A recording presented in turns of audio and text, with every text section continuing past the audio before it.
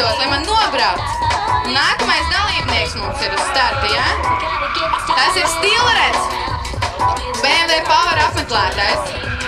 Edgars Liepiņš. Nav kaut kā iepriekšējā iebraucienā neveicās daudz kļūdas, bet arī gan jau viņš būs saņēmies. Bet 13. numurs dažreiz ir ļoti veiksmīgs. Protams, tā vēl kā 3-6-nieki arī, jā? Tieši tā. Cerēsim, ka viņam veiksies otrajā kvalifikācijas braucienā. Labāk nekā pirmajā.